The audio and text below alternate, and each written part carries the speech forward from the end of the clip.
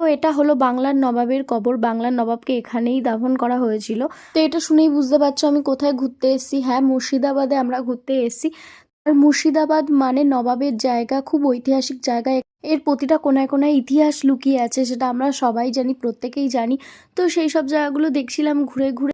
একটা ঝিলে এখানে বোর্ডিংও হচ্ছিল, সবাই বোর্ডিং করছিল দেখছিলাম। আর এটা হয়তো একটা মন্দির টাইপের, আমি ঠিক বুঝলাম না, এর ভিতরটা আমি ঢুকিনি। আর এখানে মনে হচ্ছিল পুরো গোলাপের বাগান, দেখো দুধারে পুরো গোলাপ ভর্তি, বড় বড় গোলাপ।